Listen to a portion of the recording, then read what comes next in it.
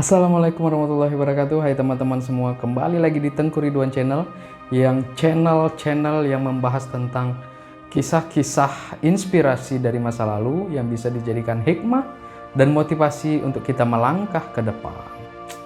Nah, kali ini kita akan membahas tentang suasana Ramadan. Marhaban ya Ramadan. Nah, jadi di negara kita, Republik Indonesia yang mayoritas Islam, ada beberapa budaya tentang penyambutan ataupun pelaksanaan Ramadan yang tidak ada di dalam suasana para sahabat pada zaman dahulu. Dan kalau kita pikir dari mana asal budaya tersebut begitu. Karena sebelum Islam masuk, Republik Indonesia ini mayoritas beragama Hindu dan Buddha. Ada beberapa budaya yang teradopsi dari sana. Tetapi tentang Ramadan itu tidak, bukan budaya dari sana. Jadi budaya dari mana? Sehingga hampir rata dari Aceh sampai kawasan timur itu memiliki budaya yang mirip. Padahal notabene kebudayaan di masing-masing provinsi Republik Indonesia ini berbeda-beda. Ada Melayu, Jawa, Sunda, dan banyak lagi. Tapi kenapa bisa sama? Nah, ini dia. Yang pertama alasannya karena yang menyiarkan agama Islam ini itu rata-rata adalah satu golongan yang sama. Begitu. Oke, singkatnya begini. Jadi pada saat Islam itu berkembang di Indonesia, negara kita tercinta, itu Islam itu kuat di satu wilayah yang bernama Turki Utsmani. Nah, paham kan? Dari mana awal beberapa budaya tentang Islam yang terjadi di Nusantara. Seperti kubah masjid berlogokan bulan bintang. Kita lihat bendera Rasulullah tidak ada bulan bintang. Panji-panji Rasulullah tidak ada bulan bintang. Dan gambaran bulan bintang juga tidak ada di zaman para sahabat. Tetapi bulan bintang adalah logo daripada Turki Utsmani. Jadi dulu di zaman penjajahan kan dilarang berkumpul, apalagi Jumat ya, khutbah. Itu sangat riskan bagi Belanda. Tetapi dengan adanya logo bulan bintang di masjid itu, berarti wilayah itu adalah tanggungan ataupun di bawah naungan daripada Turki Utsmani, sehingga para penjajah yang Belanda pada saat itu tidak bisa berbuat banyak tentang itu. Kalau tidak, macam-macam Turki Utsmani yang maju. Nah, jadi karena ini mau masuk di bulan Ramadan, kita akan bahas budaya-budaya apa saja yang diwariskan Turki Utsmani di negara kita, Republik Indonesia. Ya. Jadi dulu Sultan daripada Turki Utsmani itu turun-temurun mewariskan sebuah kebiasaan budaya tentang menyambut datangnya bulan suci Ramadan yang dianggap sebagai bulan yang suci dan mulia, dan mereka sangat senang menyambut hal ini. Jadi setiap minus 15 atau 15 hari sebelum Ramadan itu Sultan Turki Utsmani itu membentuk tim khusus. Tim khusus itu terdiri daripada yang pertama astronomi, mereka bertugas untuk melihat hilalnya Ramadan dan menentukan waktu masuknya sholat serta imsak dan berbuka. Jadwal buka puasa kalau bahasa kita. Itu yang pertama, tim astronomi diperintahkan semenjak 15 hari sebelum Ramadan, dan barang siapa yang melihat datangnya Ramadan yang pertama kali akan mendapatkan hadiah daripada Sultan. Karena menurut Sultan, orang ini adalah orang yang pertama membawakan kabar gembira untuk Turki Utsmani, yaitu datangnya bulan Ramadan. Nah, di sini kita garis bawahi, mereka sangat menantikan Ramadan. Nah, yang berikutnya itu Turki Utsmani juga membentuk tim pangan ataupun bahan pokok. Jadi sultan mau bahan pokok yang beredar selama di Ramadan itu adalah bahan pokok yang terbaik. Yang kedua, harganya tidak melambung tinggi. Jadi tim ini menentukan standar pokok harga. Jadi sultan sangat marah dan dia bilang dengan anggotanya, menteri-menterinya, pasha pada waktu itu, dia akan menghukum orang yang mengambil kesempatan untuk keuntungan pribadinya dalam datangnya bulan suci Ramadan. Nah, dia akan hukum. Jadi nggak boleh. Karena di Ramadan diprioritaskan adalah kebahagiaan bersama, kepentingan bersama. Itu menurut sultan. Dan sultan juga memerintahkan timpangan untuk menyediakan beberapa ekor sapi dan kambing. Kalau kita bilang jumlahnya ratusan bahkan ribuan, untuk dibagikan kepada masyarakat. Jadi masyarakat yang tidak mampu, yang masyarakat biasanya makan daging sebulan sekali atau 2 bulan sekali, tetapi selama di Ramadan dia akan disuplai daging dan roti oleh sultan. Nah, jadi apalagi ya Ramadan ini yang paling ditunggu-tunggu. Selain bulannya berkah, kehidupannya juga dilayani habis-habisan oleh sang sultan. Nah, jadi Ramadan, Masya Allah, bulan yang mulia. Begitu. Yang ketiga, Ramadan mengumpulkan menteri-menterinya dan membuat surat edaran ataupun peraturan Ramadan yang akan berlaku di masyarakat. Yang pertama, kafe, toko makanan itu akan tutup selama siang hari. Perintah sultan. Apabila non-muslim juga harus mengikuti peraturan ini. Jadi non-muslim juga harus menutup toko makanannya. Jadi ada yang menanyakan, mereka kan non-muslim, mereka kan tidak berpuasa, kenapa kita suruh tutup? Sultan menjawab, bukankah menghargai orang lain beribadah itu adalah ajaran agamanya juga? Nah, itu dia. Jadi ajaran agama mereka juga mengajarkan untuk menghormati agama lain beribadah. Puasa adalah ibadahnya orang-orang Islam. Jadi mereka juga harus menghargai orang lain beribadah. Dan orang Islam itu sendiri juga nanti dibuat sama sultan juga akan menghargai orang-orang yang non-muslim, tapi di bab yang selanjutnya ya. Yang kedua, menentukan titik berbuka dan sahur. Jadi sultan itu menentukan beberapa masjid dan beberapa wilayah terbuka untuk diadakan berbuka puasa bersama dan sahur bersama secara gratis untuk siapapun. Untuk non-muslim, muslim, semuanya boleh difasilitasi oleh sultan. Nah, jadi nggak ada cerita udah puasa lagi malamnya ya kan, nggak ada. Semua bahkan terkenal itu seperti nastarnya buah ya ataupun bunga. Kalau kita bilang sekarang sirup, itu adalah budaya daripada Turki Utsmani. Terkenal dengan sirupnya saat berbuka. Ternyata dari sana. Ya, itu salah satunya. Yang ketiga adalah membuat tim tadarus. Jadi para penghafal Al-Quran disuruh melantunkan Al-Quran di masjid-masjid. Ya, itu kebiasaan juga di Republik Indonesia. Tadarus Al-Quran di malam sehabis tarawih sampai dengan waktu mendekati sahur. Ini adalah kebudayaan daripada Turki Utsmani. Ya. Yang keempat yaitu menghias atau membersihkan rumah sebelum masuk Ramadan. Ini juga terjadi di masyarakat kita. Bersih-bersih, ada yang mengecat ulang, ada yang merenovasi pagar, merenovasi rumah untuk menyambut datangnya bulan suci Ramadan. Diperintahkan oleh sultan. Seterusnya memasang lampu-lampu minyak di masjid. Jadi ketika tim astronominya melihat hilal Ramadan, mereka akan bertebaran di pasar-pasar dan sebagai kodenya itu lampu-lampu minyak di masjid itu akan menghiasi masjid. Naik dia ke masjid-masjid lampu hiasnya dan itu adalah pertanda bahwasanya Ramadan yang mulia sudah masuk. Subhanallah. Itulah tanda mereka luar biasa menyambut Ramadan ya. Bukan seperti bulan-bulan biasa, karena bulan ini adalah bulan yang dijanjikan melipat gandakan segala sesuatu pahala. Bahkan menurut sultan, kenapa kita harus menyambut bulan suci Ramadan? Kata anak beliau, dan sultan menjawab, di bulan ini yang di neraka saja diampuni. yang di neraka mereka tidak disiksa selama bulan Ramadan.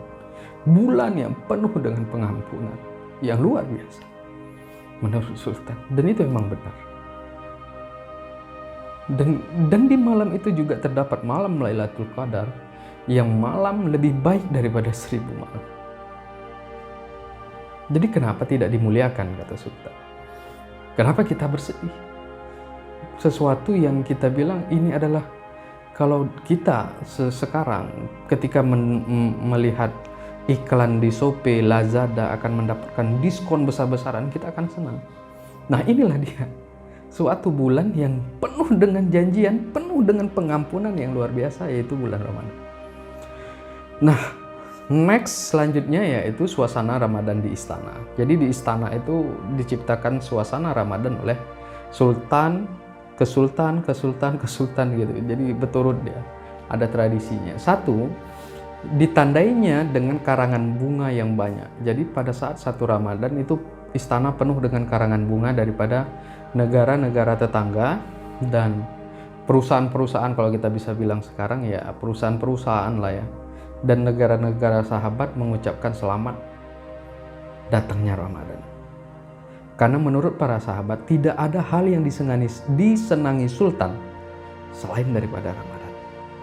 Nah, jadi mereka mengucapkan selamat bukan di hari ulang tahunnya, tetapi di tanggal 1 Ramadan.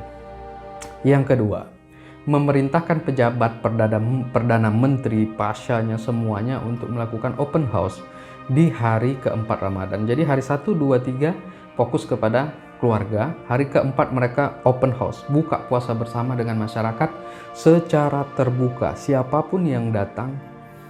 Bahkan untuk menarik orang supaya datang berbuka ke rumahnya, mereka membuat tradisi memberikan hadiah kepada yang datang sebagai ucapan terima kasih mereka karena orang ini telah datang berbuka puasa di rumahnya dan mendoakan yang punya rumah, sehingga yang punya rumah memberikan hadiah kepada si yang berbuka puasa di rumahnya. Udah dikasih makan, dikasih hadiah lagi. Masya Allah, luar biasa. Udah dikasih makan, dikasih hadiah lagi. Tapi bukan memberatkan, mereka senang karena ada orang yang berbuka puasa di rumahnya dan mendoakan orang di rumahnya gitu. Jadi itu luar biasa. Bukan 1-2 orang, puluhan orang. Jadi dia memberikan hadiah bagi menteri-menteri, dan yang lebih mantap lagi perdana menterinya.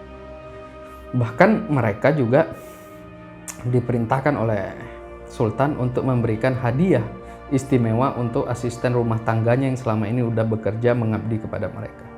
Itu menjadi tradisi setiap tahun selama bulan suci Ramadan. Jadi Ramadan itu benar-benar rahmat secara peribadatan dan juga secara kehidupan nyata, kehidupan sosial, juga sangat banyak kemudahan.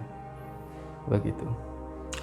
Dan yang ketiga adalah kajian tafsir Al-Quran. Jadi Sultan memanggil ulama tafsir. Setiap hari ada dilakukan tafsir Al-Quran. Kalau kita bilang ya seperti coffee morning ya, ataupun ya bertanya-tanya gitu. Bukan minum kopinya, tetapi kayak suasana ngopi sambil berdiskusi. Jadi tafsir Al-Quran, dan Sultan, semua keluarga Sultan, bahkan seluruh pekerja di dalam istana mendengarkan tafsir Al-Quran dan tafsir hadis, menceritakan tentang turunnya hadis ini karena memberi makan ini, menjamu tamu dan sebagainya. Jadi mereka dibentuk wawasannya itu dengan kisah-kisah Rasulullah SAW.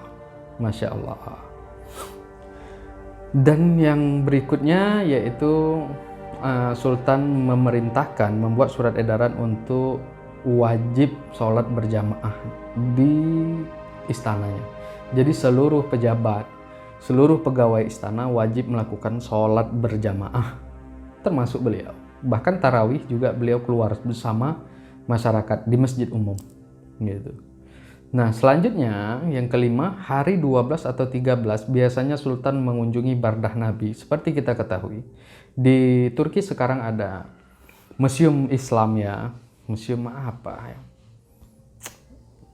namanya ya, ETKP apa namanya, pokoknya itulah museum itu kan ada di situ bardah Nabi, ada janggut Nabi gitu kan. Nah, itu dikunjungi oleh Sultan dan beliau melihat sendiri bagaimana perawatan daripada harta ataupun sesuatu yang ditinggalkan secara nyata oleh Rasulullah SAW yang dititipkan di Turki. Nah, kenapa bisa Turki? Panjang sejarahnya. Kalau kalian ikuti channel ini pasti tahu, dari kerajaan Saljuk sampai terbentuknya kerajaan Turki Utsmani. Dari mana kerajaan Saljuk ini keluar? Di Bani Abbasiyah, ya kan, baru keluar. Dan selanjutnya sampai besar, menaklukkan Konstantinopel sampai menjadi adidaya seperti Turki Utsmani. Nah, itu dia suasana Ramadan di dalam istana. Bagaimana suasana Ramadan di masyarakat sekitar? Nah, ini dia. Ya, pertama jelas mereka mendapatkan buka puasa gratis. Buka puasa dan sahur gratis di beberapa titik. Jadi jangan takut. Memang besar-besaran negara itu ataupun sultan itu besar-besaran menggelontorkan dana untuk melayani masyarakatnya. Yang kedua, dapat roti dan daging dari istana. Ini dia tadi. Jadi roti dan daging diberikan ke masyarakat, termasuk non-muslim diberikan juga. Gitu. Sama sultannya. Dan terus berbuka puasa dengan non-muslim. Jadi non-muslim ketika berbuka puasa diundang juga, termasuk sama Perdana Menteri yang dari sultan itu kan, kesultanan, sultan sendiri, terus Perdana Menterinya, pejabatnya, semuanya mengundang termasuk non-muslim. Dan masyarakat sekitar ketika berbuka puasa juga mengundang yang non-muslim untuk makan bersama dengan mereka. Itu. Terus Sultan ini mempunyai tradisi di masyarakat Turki, yaitu meriam. Mereka ini kan termasuk produksi meriam yang pertama ya, meriam yang dahsyat. Pertama, Eropa belum punya tapi Turki sudah punya. Jadi sebagai meriam ini diletuskan, dibunyikan sebagai tanda berbuka puasa. Waktu buka puasa sudah tiba dan ketika sahur sampai mendekati subuh. Jadi meriam itu dibunyikan terus. Dan bagaimana dengan di pedesaan yang tidak memiliki meriam seperti di istana? Mereka mempunyai tradisi ada pemuda pemukul drum ataupun kita bilang rapai membangunkan orang sahur. Sahur, kalau di Indonesia kan itu sahur, duduk. Itu sebenarnya adalah budaya daripada Turki Utsmani. Tetapi Sultan juga membuat edaran kepada si penabuh drum, ketika melewati rumah non-muslim dilarang membunyikannya dan dilarang membuat keributan karena mereka tidak diharuskan untuk bangun sahur. Jadi apabila itu terjadi maka Sultan akan menghukumnya karena membuat suasana yang tidak tenang dan tidak damai. Sultan akan menghukumnya walaupun itu adalah sebuah budaya dari orang muslim untuk membangunkan sahur. Tapi ketika melewati rumah non-muslim dilarang untuk membuat suara yang gaduh karena mereka tidak diharuskan untuk bangun. Jadi ketika udah mendekati rumah non-muslim tersebut, maka berhenti jalan, ketika sudah lewat baru berbunyi lagi. Jadi tidak di depan rumahnya dibuat keributan. Apabila itu terjadi maka Sultan akan menghukum. Ketegasan Sultan di dalam menjaga antara muslim dan non-muslim. Ketika muslim diberikan sebuah kesempatan untuk beribadah, non-muslim harus mengikutinya karena peraturan Sultan tidak boleh membuka toko makanan di siang hari. Tetapi di satu sisi, ketika non-muslim tidak berpuasa, maka mereka jangan diganggu. Mereka harus mendapatkan kenyamanan yang utuh. Begitu. Jadi Sultan ini menimbang itu sangat tegas, begitu. Nah, terus apalagi selain dihidupkan meriam, nah biasanya suasana Ramadan itu sangat terasa sunyi ketika memasuki 10 hari Ramadan terakhir. Mereka itu biasanya akan ke masjid, berdiam di masjid ataupun kita bilang iktikaf ya. Iktikaf di masjid selama 10 hari di akhir. Jadi Jalan-jalan itu sunyi di zaman Ottoman, Turki Utsmani. Di jalan-jalan itu sunyi. Di 10 hari terakhir sunyi senyap, karena semuanya beribadah fokus di 10 Ramadan akhir. Dan juga Sultan di suasana masyarakat, beliau juga memastikan bahan pokok yang terbaik, gandum yang terbaik, daging yang terbaik yang beredar di masyarakat selama di bulan Ramadan, dan semuanya langsung di bawah Sultan. Kalau biasanya kan ada pebisnis ya, pedagang-pedagang, kalau di selama Ramadan itu semua dikontrol langsung oleh Sultan. Bukan Perdana Menterinya, tapi Sultan. Jadi Sultan mengecek kualitas gandum, daging, dan sebagainya untuk beredar di masyarakat, yang juga untuk dibagikan ke masyarakat, semuanya mutu terbaik dipastikan oleh Sultan. Jadi masyarakat mendapatkan bahan pokok yang terbaik selama bulan suci Ramadan. Dan juga suasana masyarakat Turki di saat bulan puasa, itu mereka sangat memuliakan tamu. Bahkan semuanya ketika bertemu, assalamualaikum, waalaikumsalam, assalamualaikum, waalaikumsalam, assalamualaikum, waalaikumsalam. Jadi suasana Ramadannya benar, mereka tidak melihat ini siapa, ini dari mana, tetapi ini adalah saudaraku, baik muslim maupun non muslim. Semuanya mereka tegur, semuanya mereka minta. Jadi mereka semuanya berebut untuk berbuka puasa di rumahnya. Ayo malam nanti bukalah puasa ke rumah aku, ayo malam nanti buka puasa ke rumah aku. Begitu juga yang lain, ke rumah aku aja, buka puasa di rumah aku. Jadi semuanya mereka berebut untuk menyambut tamu, menghidangkan orang untuk berbuka puasa. Masya Allah, itu suatu yang luar biasa. Secara segi pahala luar biasa, secara segi sosial kemanusiaan juga luar biasa, karena disitulah mereka saling memandang, saling berbagi. Selama bulan suci Ramadan itu memang benar-benar momen yang mereka manfaatkan luar biasa. Dan mudah-mudahan setiap bulannya begitu. Tetapi ini adalah momen di mana bulan di mana mengingatkan kita untuk memanusiakan manusia, mungkin seperti itu. Itu dia. Jadi ada beberapa item ya yang diwariskan di Indonesia. Dari semua yang saya ceritakan bagaimana Ramadan di Turki Utsmani, tidak jauh berbeda dengan yang terjadi di Indonesia. Benar kan?